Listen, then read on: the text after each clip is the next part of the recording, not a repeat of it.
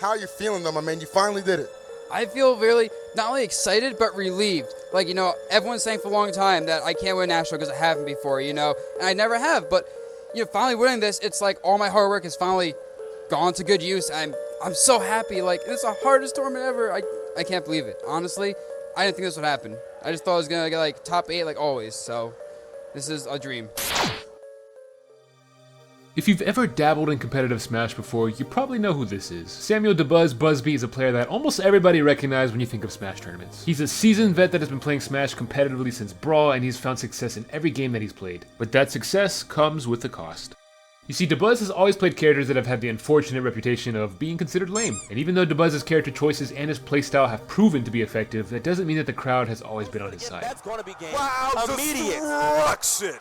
So unfortunate. As I said, hard matchup, man. He was recovering over the ledge, and if forward air does not finish, wow, that's so rude. And you see, that's so rude. You see the buzz? That's going to be a gift feed. That is going to be a gift. I love when the buzz does that. He loves it. He embraces the hate. Fast forward to today, and things have kind of changed a bit. And sure, there's always people that just hate lame characters and will never root for somebody playing Olimar, but I noticed something strange as I watched the end of Grand Finals of CEO 2023. As Dabuz managed to defeat Riddles and take his biggest win of Ultimate yet, I noticed that the majority of Twitch chat was actually rooting for Dabuz. How did a player with one of the most notoriously lame playstyles manage to get to a point where so many people actually began to root for him? He didn't pick up a new character or change his approach to the game. He's still playing Rosalina and Olimar just like he was almost a decade ago. So what happened? I don't think this really needs to be said if you're keeping up with the game, but Smash Ultimate is kind of in a weird place right now. Tournaments are starting to see declines in player numbers, DLC continues to take over the meta, and overall the competitive scene kind of just feels like it's in limbo. We have no circuits to look forward to, no new characters to look forward to, and we're kind of just chilling in hopes that maybe one day we'll get a new Smash game, or at least that Mario Kart 8 treatment. Now that being said, the game is still very much alive, but it's obvious that we're at a little bit of a standstill. Throughout Ultimate's lifespan, we've seen a handful of top players take some of the biggest tournaments that we've ever seen, and a few players have had incredible stretches of success. Most notably, of course, is MK who was able to dominate the competitive scene pretty much from the start. And over the span of the first few years of Ultimate, Leo managed to consecutively place first at a ton of stacked events. And while some of Leo's most recent results can be questioned, there's no doubt that on any given day, Leo can pull off a win against anybody. The only other players to have that level of consistency to win back-to-back major tournaments over a stretch of time would probably be Spargo or Akola. And while Spargo continues to get the better of Akola each time that they play, there's honestly valid arguments for either of these players to be ranked number one. Aside from these three players, there's been one other player with a certain level of consistency. One more player that is known to always get the same placing at big tournaments, and that player is Dabuz. But unfortunately, not for first place.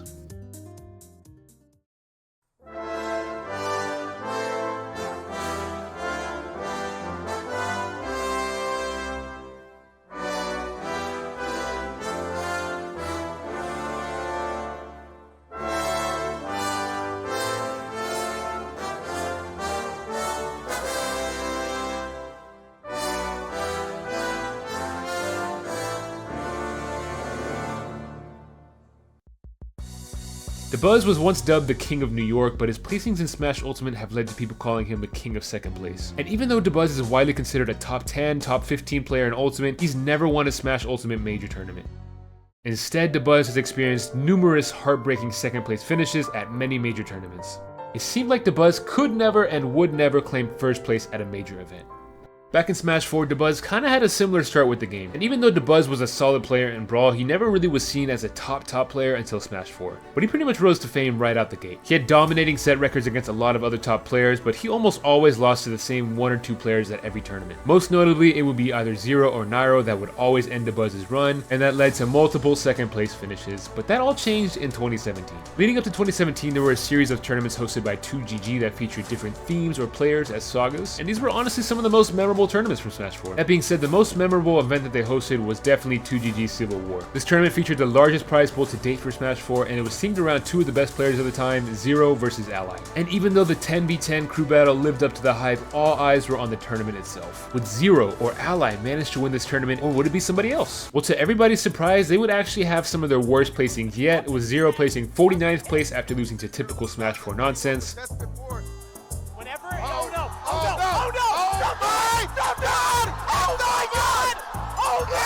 And Ally placing 25th after losing to ESAM with the most cinematic pop-off we've ever seen. Disrupting Mario's grab. Allies on the top platform. He's got to get down from That's there, it. but instead he's going to take the back air. He's done it. Esam pops off. Esam has defeated Ally, destroyed his demon, and ended the Civil War. Now, if you remember earlier, I mentioned that Dabuz seems to always have one or two people in every Smash game that he just can't ever beat. He's one of the most consistent players we've seen in terms of results, but that also includes consistently losing to players like MKLeo and Spargo in Ultimate, and Zero or Nairo in Smash 4. But with Zero and Ally being out of the tournament before top 16, and Nairo shortly being eliminated after that, what did that mean for Dabuz? Well, I can tell you what it meant. It meant that all the hard work, the coaching, the pages full of notes, were about to pay off. Looking at this bracket as it got deeper and deeper and more upsets started to occur, did it start at any point in your mind to start to sink in that you did have the capability of winning this tournament? The moment Nairo was out, I was like, I can beat every one of these players here for sure. Like, even though Fatality always beats my Rosa, you know, Kirihara, I always lose to him in the Ditto and friendlies. Like, you know, I have trouble with all these people in my bracket. Nairo is like the hardest person for me. Him being gone is like, this is my event. At long last, Dabuz had finally won a major tournament. He managed not only to win a major tournament, but he won one of the most stacked tournaments in terms of top player talent. Dabuz had come out of nowhere and ended the Civil War. And surely that meant that everybody would be happy that all his hard work had finally paid off and allowed him to take first place, right? While of course there were people happy for Dabuz, it seemed like most people were disappointed. We almost got to see Fatality win the most stacked event with Captain Falcon, the longtime Smash character that's been notoriously hyped in every game, and instead this tournament was won by an Olimar and Rosalina player. Look, I don't blame people for being upset that Dabuz won because it makes sense. Throughout Smash 4, Dabuz was easily seen as a top 5, if not top 3 player. And not only did he play lame characters, but he was never seen as an underdog because he was almost always in top 8, and he got there by beating those underdog players. The big problem Dabuz had was finding a way to close out tournaments when one of those other top 3 players was in his way. But with this win at Civil War, everything changed for Dabuz as he would start to build his consistency with each tournament that he attended. And at those tournaments, he started to overcome his bracket demons that had haunted him since the start of Smash 4. Less margin for error now. Yep. Oh, okay. I think we're seeing Chase. Oh, Yeah, there it is. Wow. Wow, 3-1.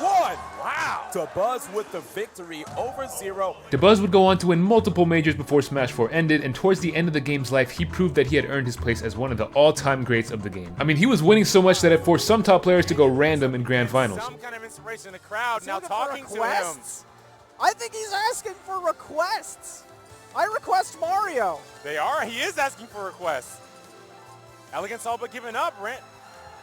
No! And while Dabuz still had his haters, there's one character that really changed most people's view on Dabuz. One character that made people not only respect Dabuz as a player, but also appreciate him.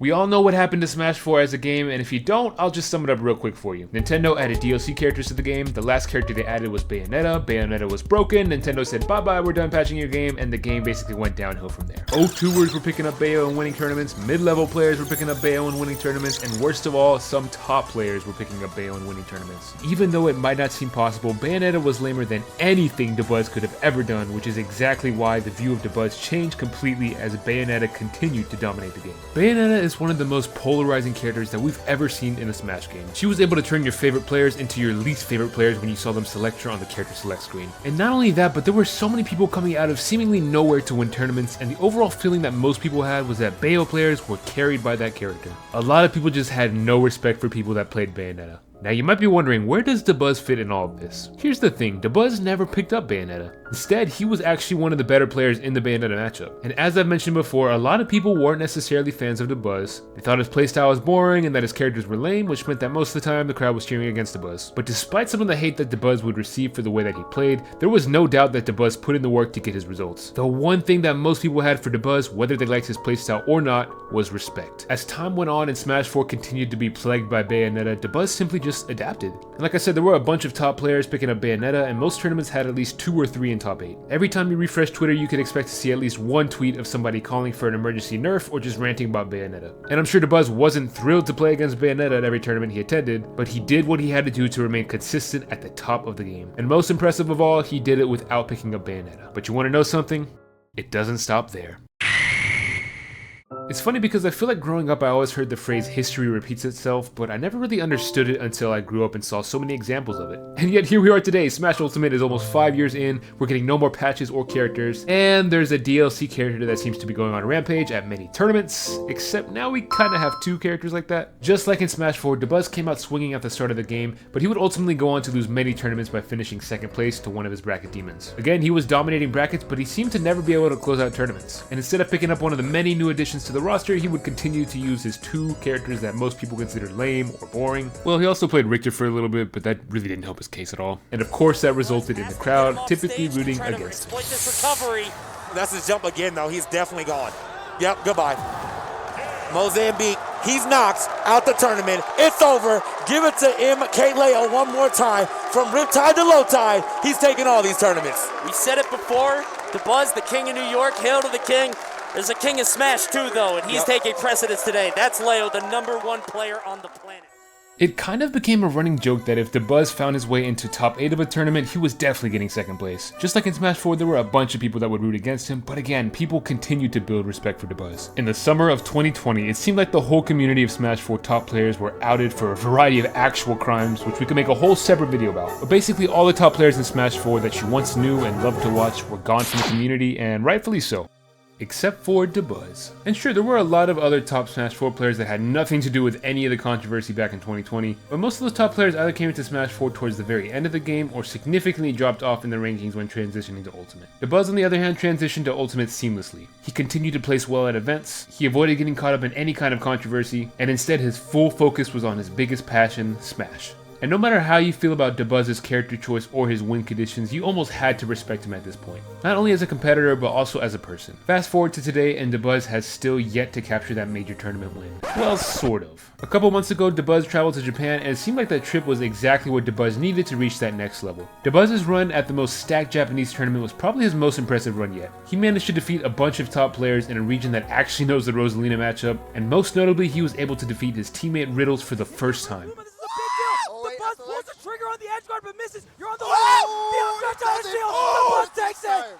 The level up from Japan was almost immediately noticeable for Dabuz. Despite a somewhat mediocre performance at Battle of BC, Dabuz managed to bounce back by outright dominating Combo Breaker with over 400 entrants, and most recently taking the championship belt at CEO by yet again defeating Riddles. Riddles was of course playing Kazuya against Dabuz, and to be honest, watching that set made me remember how dumb that character is. Almost every game in that set basically featured Dabuz having a lead the entire time, and then Kazuya getting a couple hits and either taking stocks or taking entire games off of it. Oh, no, you're not getting that. Still living though. Wow. The team is gone. Uh-oh, Demon wait. is gone. No way. Okay, No way. What am I watching? Oh No my way. god! It's over! Kazuya and Steve are both characters that kinda have the same reaction as Bayonetta did in Smash 4. And both of these characters are usually seen as having a low skill ceiling to pick up, while having exponential payoffs for those that are able to lab and grind the characters out. Steve is typically seen as the bigger issue, but that doesn't mean that people don't hate Kazuya too. But the difference between these characters and Bayonetta is that Bayo was literally everywhere no matter the level of competition. With Steve and Kazuya, we really don't have that problem yet. And sure, we randomly get Steve players that pop up in top 8 from time to time at regionals and majors, but there's really only a couple of top players that use him. And the same goes for Kazuya. The big problem with Kazuya and Steve is that at lower and mid-level competition, these characters can absolutely dominate locals, monthlies, and even regionals. We've all had that experience of beating somebody all the time at your local, and then they randomly pick up Steve and you lose. Okay, maybe not all of us, like I'm just your average 2-2er, so that's happened to me multiple times, but you get my point. Either way, these characters both have the DLC tag, they both have the ability to carry players, and they are both generally disliked by people. And so much so that when you see Dabuz losing games off of one grab despite winning the entire game, you kind of feel bad for him. You kind of want to see him win. You kind of feel like he deserves to win. Hailing from New York, he's playing for Team Liquid and is one of the most dominating Olimars the scene has today. Give it up for Dabuz!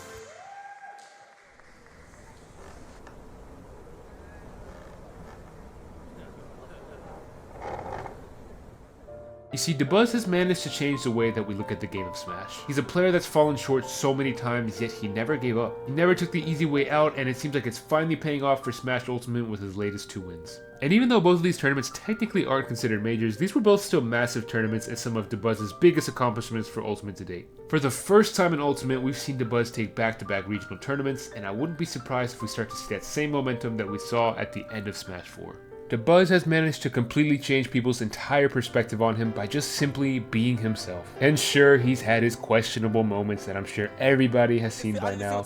Bear's looking at his stopwatch. He's like, all right, it's about time to stop this guy. By the way, Mr. Wizard, are you watching? Is that called a ThinkPad? Yo, is this allowed, Mr. Wizard at Evo? Let me know, man.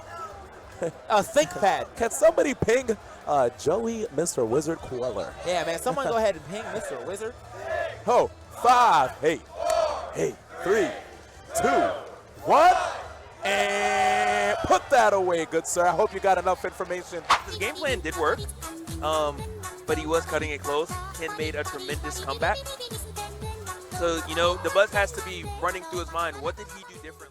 That being said, there's no questions about his skills as a player. You may dislike his characters, but you've got to respect his character as a person. Dabuz has held multiple titles as the King of New York, the King of Second Place, but I think by now he's rightfully earned the title as King of Consistency. He's one of the few players left to maintain a high level of success across 3 Smash titles, and I don't see that going anywhere anytime soon. Even though each Smash game starts off with most people hating Dabuz's characters, it seems like by the end of each game's life cycle, most people end up cheering for Dabuz's characters.